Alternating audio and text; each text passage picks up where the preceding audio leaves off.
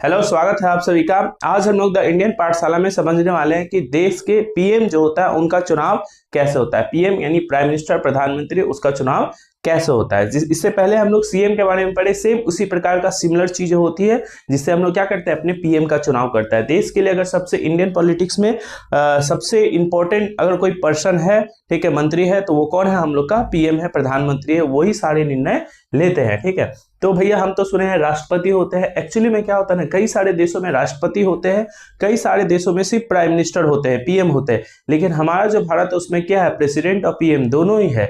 और राष्ट्रपति जो होते हैं वो उनको हेड बोला जाता है, मतलब हम लोग जो बोलते हैं कि देश का पहला व्यक्ति होता है, इस तरीके की चीजें। लेकिन राष्ट्रपति कोई भी निर्णय, कोई भी कानून जो राष्ट्रपति के सलाह से बनता है, एक्चुअली में वो राष्ट्रपति नहीं, अपने मर्जी से वो कानून नहीं बनाता है। वो जो होता है वो प्रधानमंत्री की सलाह लेता है, प्रधानमंत्री की बात सुनते हैं और उसके बाद क्या आते हैं, वो कोई भी निर्णय लेते हैं। तो एक्चुअली में राष्ट्रपति जो होते हैं ना, वो क्या करते हैं, प्रधानमंत्री की सलाह से ही क्या करते हैं, सारे कार्यों को करते हैं। अगर छोटा सा भाषा में आप समझना चाहे तो ऐसे समझ सकते हैं कि जैसे आपके घर का पापा है और मम्मी है, ठीक है। बाहर में सबको लग रहा है कि पापा ही हेड है, लेकिन पापा किसकी बात सुनते हैं, मम्मी की बात सुनते हैं। तो आपकी एक्चुअल हेड कौन हो गई, मम्मी हो गई, लेकिन नाम मात्र का हेड कौन हो गया, पापा। उसी प्रकार का होता है प्रेसिडेंट जो होते हैं, वो नाम मात्र नॉमिनल हेड बोला जाता है, लेकिन एक्चुअल काम करने वाला हेड कौन होता है, आपका पीएम ही होता है। तो पीएम जो होता है हमारे इंडियन पॉलिटिक्स का सबसे इंपॉर्टेंट व्यक्ति हो जाता है। उसी के बारे में हम लोग समझेंगे कि पीएम कैसे बनते हैं। ठीक है, तो पीएम के बारे में थोड़ा सा समझ लेते हैं कि पीएम काम क्या करता है। देखिए, प्रधानमंत्री देश का वास्तविक कार्यकारी होता है, प्रमुख होता है, मेन काम करने वाला।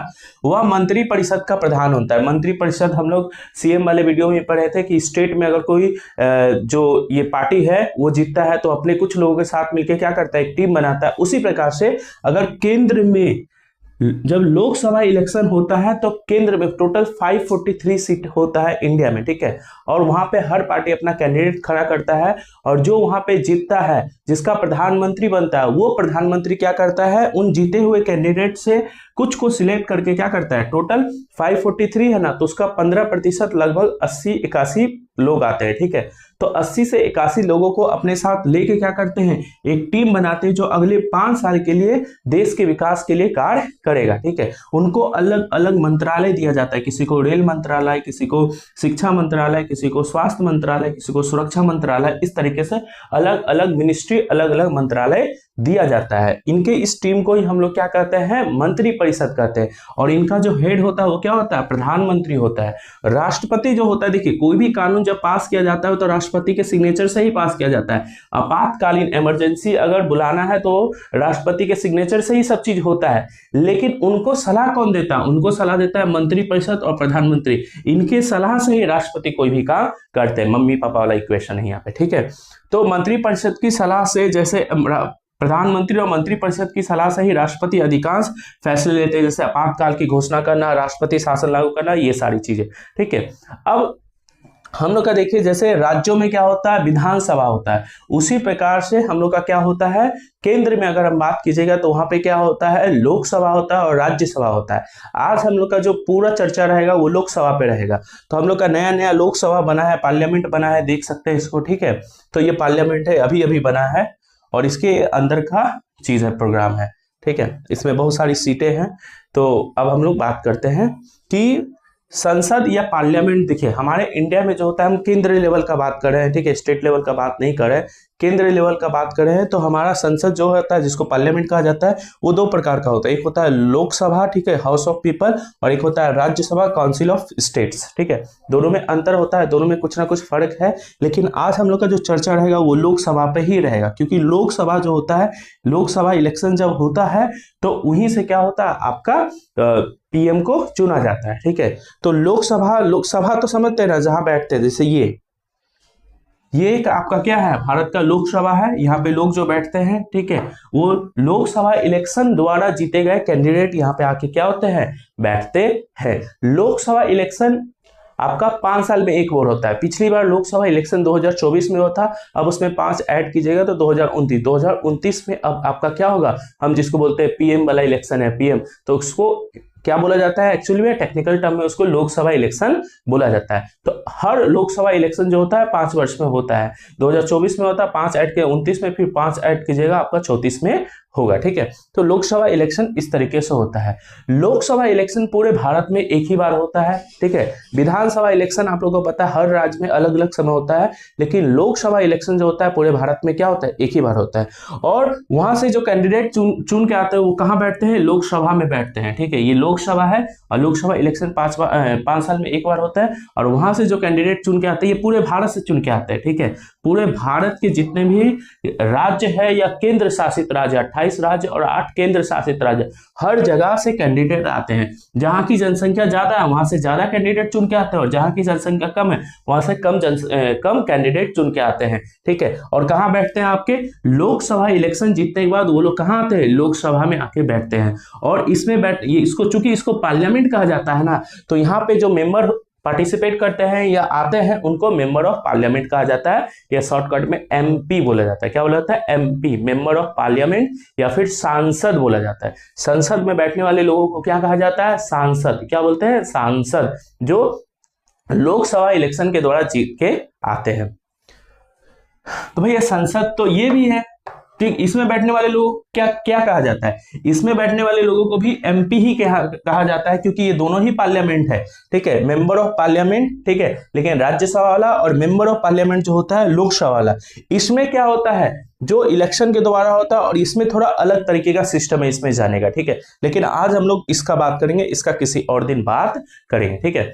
तो लोकसभा होता क्या है, लोकसभा जो हम आपको दिखाएं, ठीक है, हाउस ऑफ पीपल कहा जाता है। लोकसभा वह सदन होता है, सदन मतलब सभा या घर बोल सकते हैं, ठीक है, जहां जनता के चुने हुए प्रतिनिधि बैठते हैं और देश के लिए कानून बनाते हैं। इसमें देश के हर राज्य, केंद्र शासित राज्यों में चुनकर प्रतिनिधि आते हैं, कैंडिडेट आते हैं, उन्हें सांसद कहा जाता है। यहाँ आ की मात्रा होगा, सांसद या एमपी, मेंबर ऑफ पार्लियामेंट कहा जाता है। यह लोकसभा इलेक्शन के द्वारा चुने जाते हैं। हर 5 वर्ष बाद लोकसभा इलेक्शन होता है। तो लोकसभा जब इलेक्शन होता है पूरे भारत में एक ही साथ होता है, और लोकसभा जब इलेक्शन होता है तो वहां पे पूरे भारत में क्या होता है, आपका कैंडिडेट, हर पार्टी का कैंडिडेट खड़ा होता है। बहुत सारी सीटें हैं, ठीक है, हर पार्टी का कैंडिडेट खड़ा होता है, और जो जीतता है वो आके, जब भी काम वाम होता है, ये नहीं कि आके बैठ गया, ठीक है, जब भी काम होता है, सत्र होता है, वो सब, ठीक है, जब भी जो भी काम वाम होता है उसके काम के लिए वो टाइम है कि इस समय से इस समय से हम लोग का मीटिंग होगा, ठीक है।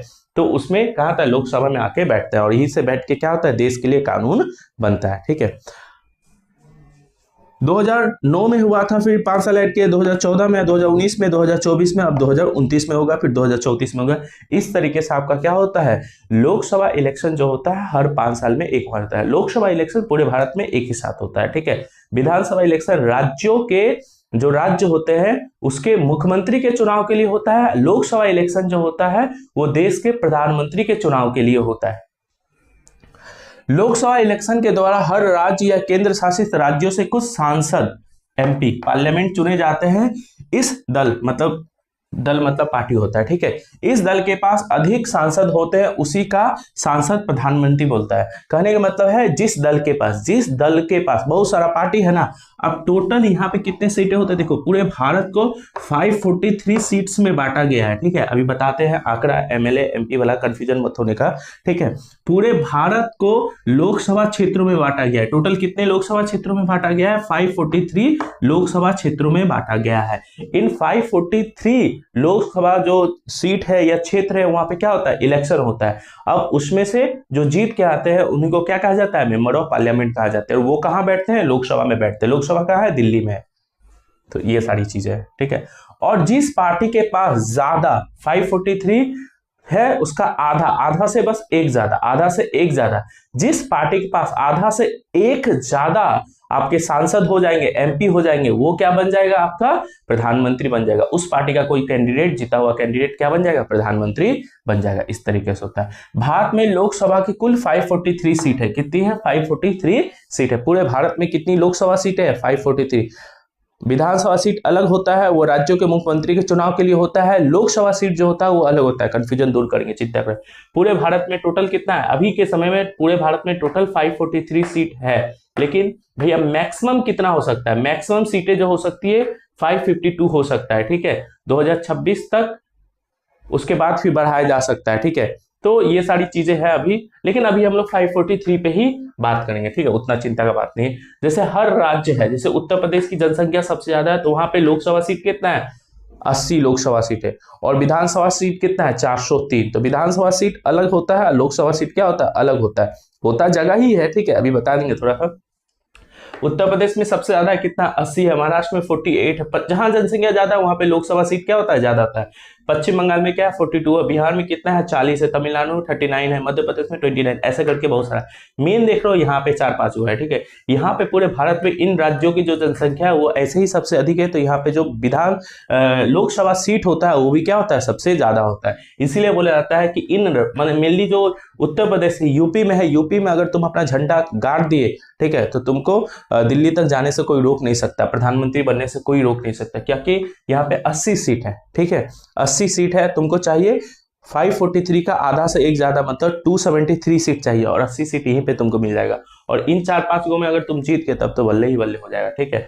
तो भारत में लोकसभा की कुल 543 सीटें हैं, इस तरीके से अलग देख लो, कुछ कुछ में एक है, क्योंकि वहां नागालैंड में, सिक्किम में यहाँ की जनसंख्या बहुत कम है, जहां जनसंख्या बहुत कम है वहां पे 1-2 ऐसे करके है। फिर केंद्र शासित 8 वो जो केंद्र शासित है उसमें देख सकते हो, दिल्ली में सबसे ज्यादा है, जम्मू कश्मीर में 5 है, पांडिचेरी में 1 है, चंडीगढ़ में ऐसे करके सब है। तो टोटल मिलाकर अगर देखोगे ये राज्यों की लिस्ट है, और ये तुम्हारा जो केंद्र शासित राज्य है उनका लिस्ट है। टोटल मिला के कितना होगा, 543 सीट हो जाएगा, ठीक है, 543 सीट हो जाएगा। अब ध्यान से समझो, लोकसभा में अधिकतम 552, ठीक है, 552 सदस्य हो सकते हैं। कितने सदस्य हो सकते हैं, 552 सदस्य हो सकते हैं। भैया और जनसंख्या बढ़ गया तो अब जनसंख्या बढ़, 2026 तक बढ़ा नहीं सकते थे, लेकिन अब अगर जनसंख्या बढ़ गया तो फिर जनगणना होगा, उसके बाद अगर सीट बढ़ाना होगा तो उसको बढ़ाया जाएगा, अब चिंता नहीं है, ठीक है। किसी राज्य में कितने लोकसभा सीटें होंगी या मुख्य रूप से जनसंख्या के आधार पर तय किया जाता है। जैसे बोले यूपी का जनसंख्या सबसे ज्यादा है, तो वहां पे लोकसभा सीट भी क्या है, सबसे ज्यादा है, कितना है, 80 है, ठीक है, कितना है, 80 है। परिसीमन आयोग वह सरकारी संस्था है जो चुनाव क्षेत्रों, लोकसभा और विधानसभा क्षेत्रों की सीमा और संख्या तय करता है। अच्छा देखिए, जब भी भारत में जनगणना होता है तो जनगणना का जो डाटा है वो एक सरकारी ऑफिस में जाता है, जिसको हम लोग क्या बोलते हैं, परिसीमन आयोग। परिसीमन आयोग ये निश्चित करता है कि यहां से यहां एक लोकसभा सीट होगा, ठीक है, जिसमें इतनी जनसंख्या होगा, उसका बाउंड्री उंड्री निश्चित करता है, ठीक है। और फिर होता उसमें, अब इसके अंदर बहुत सारी विधानसभा सीटें होती है, तो विधानसभा सीटों का या फिर विधानसभा का एरिया, यहां से यहां को एक विधानसभा, यहां से यहां के दूसरे विधानसभा, यहां से यहां तीसरे, और कई सारे विधानसभा को मिलाकर एक लोकसभा सीट बनता है। तो ये सारी चीजें जो डिसाइड करता है कौन करता है, परिसीमन आयोग करता है। भैया परिसीमन आयोग क्या जनसंख्या वाला लोग होता है, नहीं, जनसंख्या वाले लोग जब जनगणना करके जाते हैं कि यहाँ पे इतना लोग है, यहाँ लोग ऐसे लोग है, ऐसे लोग है, ठीक है, वो डाटा जो है एक सरकारी कमेटी को जाता है, उस कमेटी का नाम है परिसीमन आयोग, और ये फिर निर्धारित करते हैं कि किस राज्य को कितने लोकसभा सीट या विधानसभा सीटों में बांटना है। ये सारी चीजें कौन डिसाइड करती है, परिसीमन आयोग डिसाइड करता है। एक लोकसभा क्षेत्र में लगभग 20 से 25 लाख लोग निवास करते हैं। आपको विधानसभा का पता है, एक विधानसभा सीट में 2 से 3 से 3.5 लाख के आसपास लोग निवास करते हैं, और आपका एक लोकसभा सीट जो होता है उसमें 20 से 25 लाख लोग क्या करते हैं, निवास करते हैं। एक लोकसभा क्षेत्र में लगभग 5 से 6 विधानसभा क्षेत्र आ जाते हैं, ठीक है। अगर जैसे यूपी का बात करें, ठीक है, यूपी का ही बात कर लेते हैं, चलिए क्या करना, लखनऊ लोकसभा क्षेत्र का हम बात करते हैं, सीट का बात करते हैं, जो उत्तर प्रदेश यूपी में पड़ता है। देखिए यह लोकसभा क्षेत्र लगभग 5 विधानसभा क्षेत्र से मिलकर बना है, जैसे, ठीक है, देखिए ये पूरा लखनऊ है। अब यहाँ पे 20 से 25 लाख की आबादी रहती होगी, तो इसको परिसीमन समिति ने क्या बोल दिया कि एक लोकसभा, ये पूरा का पूरा क्या है, एक लोकसभा क्षेत्र या लोकसभा सीट है। अब लोकसभा सीट में जो यहाँ पे कैंडिडेट खड़ा होगा, जीतेगा, वो कहाँ बैठेगा, आपका लोकसभा में बैठेगा, ठीक है। उसके वोट से किसका चुनाव होगा, प्रधानमंत्री का चुनाव होगा, लेकिन वो अलग है। लेकिन राज्य में जब इलेक्शन होगा विधानसभा, तो इसी एक लोकसभा क्षेत्र को फिर जनसंख्या 2-3 लाख के आधार पर क्या किया, 5 विधानसभा क्षेत्रों में बांट दिया गया, ठीक है, 5 विधानसभा क्षेत्रों में बांट दिया। और यहाँ पे जो जीत के आएंगे वो क्या कहलाएंगे, एमएलए कहलाएंगे। वो किसके लिए काम करेंगे, वो मुख्यमंत्री के लिए काम करेंगे, मुख्यमंत्री के आदेश के अनुसार काम करेंगे। वो एमपी और एमएलए दोनों का पावर अलग अलग होता है, दोनों के कार्य अलग अलग होता है। किसी वीडियो में हम इस पे भी चर्चा करेंगे कि एमपी और एमएलए के काम क्या होता है, क्योंकि तुमको कंफ्यूजन लगेगा भैया एमपी भी तो यही काम करेगा और एमएलए भी क्या करेगा, यहीं पे काम करेगा, ठीक है, 5 एमएलए यहाँ काम करेंगे तो क्या उन लोग का पावर में क्या ये फाइट वाइट नहीं होता होगा क्या? देखिए ऐसे तो हम लोग के संविधान में सब कुछ पावर अलग अलग करके रखा गया है, ठीक है, तो हम लोग ये प्रॉब्लम यहाँ पे नहीं होता होगा, ठीक है, तो उसके बारे में भी हम लोग किसी दिन चर्चा करेंगे। लेकिन बात यही है कि एक लोकसभा क्षेत्र में कई सारे विधानसभा 5-6 गो, मिनिमम 5-6 गो तो आ ही जाता है, ठीक है, मिनिमम 5-6 गो आ जाता है, विधानसभा क्षेत्र आ जाता है। लेकिन अभी हम लोग किसका बात करें, लोकसभा क्षेत्र का बात करें, तो लखनऊ क्या है, एक लोकसभा क्षेत्र है और यहाँ से जो कैंडिडेट खड़ा हो जाएगा, कई सारी पार्टी का कैंडिडेट खड़ा होगा और ये सारे लोग मिलकर उसको वोट देंगे, जितने 20-25 लाख आबादी होगा वो सारा लोग मिलकर उसको वोट देगा। लेकिन जब विधानसभा इलेक्शन होगा तो लखनऊ वेस्ट वाला लोग अपना जो सीट पे खड़ा हुआ है विधायक के लिए उसको वोट देंगे, ये लोग अपना को देंगे, ये अपना को देंगे, ये अपना को देंगे और ये क्या देंगे, अपना को देंगे। इस तरीके से है। भारत के कानून के अनुसार अगर कोई उम्मीदवार अधिकतम 2 लोकसभा सीटों से एक साथ चुनाव लड़ सकता है। देखिए जब भी लोकसभा इलेक्शन होगा, मान लीजिए 2024 में लोकसभा इलेक्शन हुआ या 2029 में लोकसभा इलेक्शन हुआ, तो कोई जो कैंडिडेट है वो चाहे तो लखनऊ एक विधानसभा जो आपका लखनऊ एक लोकसभा क्षेत्र है, ठीक है, वहां से खड़ा हो सकता है या वाराणसी जो है वहां से भी खड़ा हो सकता है। मतलब एक ही इलेक्शन में वो 2 सीटों से क्या हो सकता है, खड़ा हो सकता है। तो भैया अगर 2 सीटों से खड़ा हुआ तो कहीं एक जीत गया एक हार गया तो ठीक है, लेकिन दोनों जगह जीत गया तो दोनों जगह जीत गया तो वहां से क्या करना पड़ेगा, उसको एक जगह क्या करना पड़ेगा, छोड़ना पड़ेगा और एक जगह को चुनना पड़ेगा। और जहां वो छोड़ दिया ना वहां फिर से इलेक्शन होगा, जिसको हम लोग बाईपोल बोलते हैं, उपचुनाव बोलते हैं, ठीक है, बाई इलेक्शन बोलते हैं। तो अगर वह दोनों जगह से जीत जाता है तो उसे एक सीट चुननी पड़ती है, दूसरी सीट खाली हो जाती है, वहां उपचुनाव बाई इलेक्शन कराया जाता है। तो समझिए ना, एक कैंडिडेट जो होता है वो क्या होता है, एक कैंडिडेट 2 जगह खड़ा हो सकता है, 2 अलग अलग जगह खड़ा हो सकता है और दोनों में से किसी एक को जीतेगा तब तो ठीक है, लेकिन दोनों में से दोनों ही जीत गया तब क्या होगा, एक जगह उसको छोड़ना पड़ेगा, फिर वहां पे उस एक जगह पे क्या होगा, फिर से इलेक्शन होगा। तो उदाहरण के लिए नरेंद्र मोदी जी जो है 2014 में क्या किए थे, उन्होंने वाराणसी और बदौड़ा, ठीक है, से लोकसभा चुनाव लड़ा था। दोनों सीटों से जीतने के बाद उन्होंने वाराणसी सीट रखी और बदौड़ा जो सीट है वो छोड़ दिया था। तो 2014 में ये प्रधानमंत्री जी ऐसा कर चुके हैं, ठीक है, और बहुत सारे लोग किए हैं लेकिन सबसे फेमस एग्जांपल यही है। तो क्या कोई कैंडिडेट जो है लोकसभा के समय क्या वो 2 सीटों से खड़ा हो सकता है? हाँ, हमारा संविधान कहता है कि मैक्सिमम 2 सीटों, ये नहीं कि आप 543 सीटें सब जगह से खड़ा हो जाओ, ठीक है, कहीं ना कोई तो तुक्का लग ही जाए, ऐसा नहीं, मैक्सिमम 2 सीटों से खड़ा हो सकता है। लेकिन दोनों में जीत गया तो एक आपको छोड़ना पड़ेगा, फिर वहां पे जहां पे आप छोड़े वहां पे फिर से क्या होगा, इलेक्शन होगा।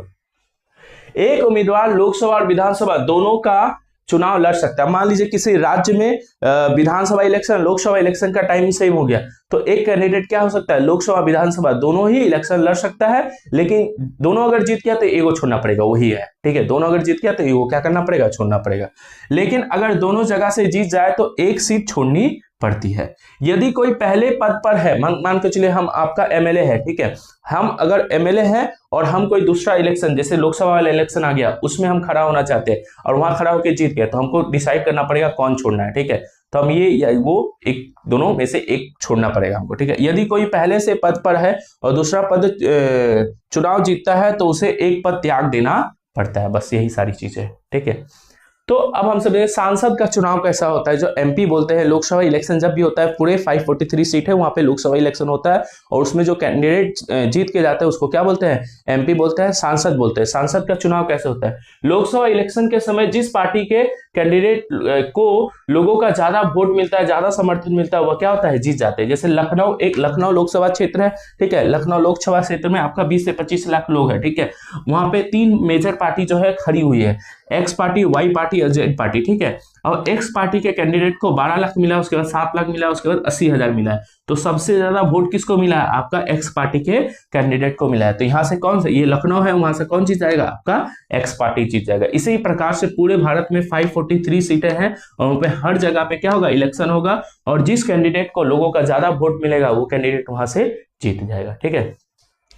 तो प्रधानमंत्री बनने का तरीका क्या, देखिए भारत में कुल 543 लोकसभा सीटें हैं, उसमें से जिस पार्टी के पास आधा से कम से कम होगा, यहाँ पे कम से कम एक ज्यादा रहा तो उस पार्टी का ही प्रधानमंत्री चुना जाएगा। देखिए 543 का आधा कीजिएगा 273.5, ठीक है, 5 तो होता नहीं, तो इसको एक बढ़ा देगा कितना होगा 272, ठीक है, तो 272 और फिर आपका क्या हो जाएगा 272 और 271, ठीक है। मतलब अगर किसी को 271 मिला है और किसी को 272 मिला है तो यहां से एक ज्यादा हो गया, तो ये जो पार्टी है जिसको 270 कम से कम, इससे ज्यादा मिलेगा तो बल्ले बल्ले, लेकिन कम से कम आपको 272 सीट चाहिए अपना पार्टी का कैंडिडेट को प्रधानमंत्री बनाने के लिए। तो भारत में अगर मान लीजिए बहुत सारी पार्टी जो है वो आपस में एक दूसरे से लड़ रही है, ठीक है, और पूरे भारत में किसी पार्टी को अगर 272 कम से कम 272 या उससे ज्यादा मिल गया तो उसी का जो कैंडिडेट है वो क्या बन जाएगा, प्रधानमंत्री बन जाएगा। जो प्रधानमंत्री बन गया उसका मेन पावर क्या हो, किसके पास होता है, प्रधानमंत्री के पास ही होता है, ठीक है। तो किसी दिन हम लोग ये भी चर्चा करेंगे प्रधानमंत्री, प्रेसिडेंट, आप लोग अगर इंटरेस्टेड हैं, जिस टॉपिक के लिए आप लोग इंटरेस्टेड है वो बोलिएगा, हम उसको डिस्कस करेंगे, ठीक है, क्योंकि ये सब इंटरेस्टिंग है, अच्छा है थोड़ा। तो 272 543 में कम से कम 272 सीट आपको चाहिए क्या बनने के लिए, आपके जो पार्टी है उसका आप जीता हुआ एमएलए जो है, सॉरी जीता हुआ एमपी जो है उसको अगर आप प्रधानमंत्री बनाना चाहते हैं तो आपको कितना चाहिए, आपको 272 सीट चाहिए कम से कम, ज्यादा मिल गया तो बहुत अच्छा है, ठीक है, कम से कम इतना चीज चाहिए। जैसे हम अलग अलग इलेक्शन का थोड़ा सा बात करें, 2009 में जब इलेक्शन हुआ तो एनडीए क्या है, नेशनल डेमोक्रेटिक अलायंस, ठीक है, बीजेपी और उसके साथ बहुत सारे पार्टी जो होते हैं गठबंधन में आते हैं, इसका भी किसी दिन चर्चा करेंगे। गठबंधन क्या होता है, गठबंधन होता है जैसे मान के चलो मेरे को कुरकुरे खरीदना है, ठीक है, और कुरकुरे के लिए मेरे पास 5 रुपया नहीं है, तो हम 2-3 जोड़ को अपने साथ लेके 5 रुपए लेके उसको खरीद दिए, तो गठबंधन वही होता है। हमको 272 जो है वो एमपी चाहिए, ठीक है, मेरे पास उतने नहीं है, तो हम बहुत सारे पार्टी के साथ मिल के लड़ेंगे और सब मिला के क्या करें 272 खड़ा कर देंगे और उसमें से किसी एक को क्या कर देंगे, अपना प्रधानमंत्री सिलेक्ट कर देंगे, तो उसी को गठबंधन बोलता है, ठीक है।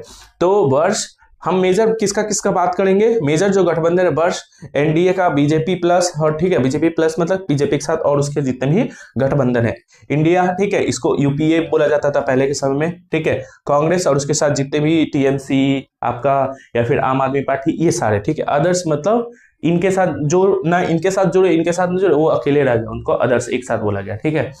तो 2009 में जब इलेक्शन हुआ था तो एनडीए को कितना 543 सीट में कितना मिला था, 159 मिला था, और कांग्रेस को कितना मिला था 262 मिला था, अदर्स को कितना मिला था 59, अदर्स में बहुत सारा पार्टी आता है, ठीक है। तो किसी को भी मेजोरिटी बहुमत मिला क्या, नहीं मिला।